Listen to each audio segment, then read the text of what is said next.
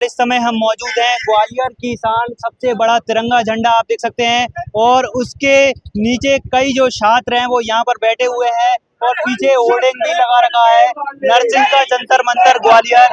और यहाँ पर कई सारे जो छात्र हैं नर्सिंग के ये छात्र हैं और लगातार अपनी परीक्षाएं नहीं होने की वजह से ये यहाँ पर धरने पर बैठे हुए हैं और इनसे हम बातचीत करते हैं, जानते हैं। नर्सिंग छात्रों की मांगों के लिए बैठे हुए हैं। ये सभी बच्चे जीएनएम के स्टूडेंट्स हैं। 3 साल का जीएनएम का कोर्स होता है। आज इनको सभी बच्चों को 6 साल हो गए हैं। 6 साल में इनकी फर्स्ट ईयर तक अभी कंप्लीट नहीं हुई है। फर्स्ट ईयर जिन बच्चों के एग्जाम हो गए उनके आज तक रिजल्ट नहीं आया है। कॉलेज प्रशासन से जब ये सवाल पूछते हैं तो कॉलेज प्रशासन का कहना है कि हमारा मामला कोर्ट में चल रहा है। भाई, अगर आपका मामला कोर्ट में चल रहा है तो आपको इन बच्चों का एडमिशन ही नहीं लेना चाहिए था। आपने एडमिशन ले लिया और एग्जाम कराने के टाइम आपने हाथ खड़े खड़े कर दिए।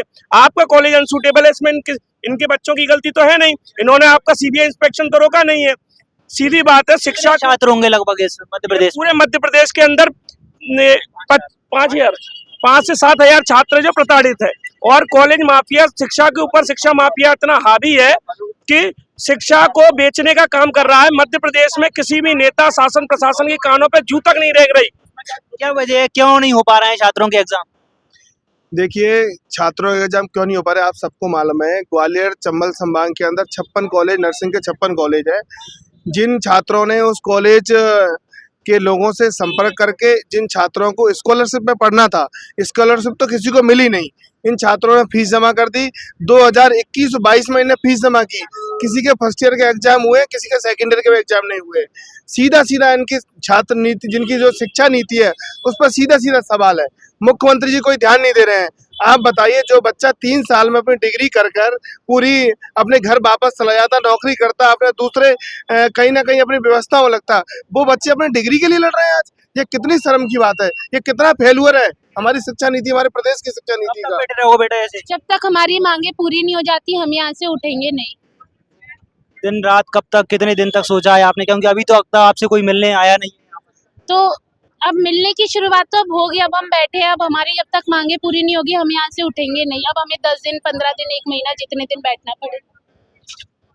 क्या कहना चाहोगे मुख्यमंत्री जी से? मुख्यमंत्री जी से यही कहना है मेरा कि वो जो हम लोगों की मांगे हैं वो मांगे के लिए वो दरख्वास्त करें।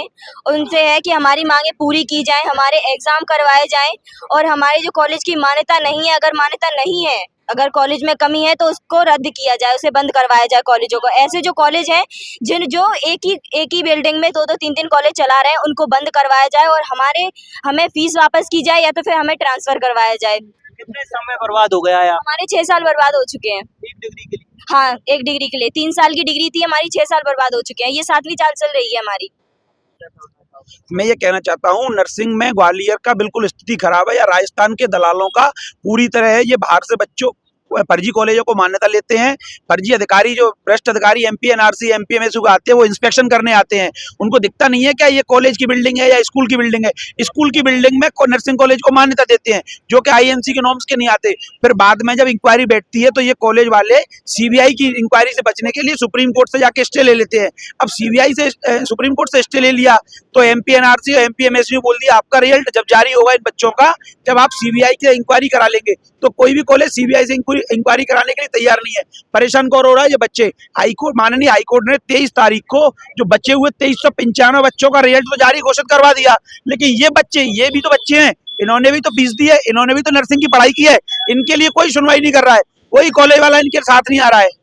ये छात्र मजबूरी में आज यहाँ बैठे हैं। बिल्कुल, आप देख सकते हैं यहाँ पर जो कई सारे जो छात्र हैं वो अभी भी यहाँ पर, थोड़ी देर पहले बारिश भी हुई थी यहाँ पर और आप देख सकते हैं एक तिरपाल है, इसको बिछा करके यहाँ पर बैठे हुए हैं, तिरंगे झंडे के नीचे बैठे हुए हैं और इनकी एक साफ मांग है कि जो एग्जाम है वो इनका कंडक्ट किया जाए। इनकी जो डिग्री 3 साल की डिग्री 6 साल तक में नहीं हो पा रही है, कहीं ना कहीं अपना जो कीमती समय है इसको छात्र बर्बाद कर रहे हैं, बर्बाद हो रहा है। इस पर सरकार को ध्यान देना चाहिए।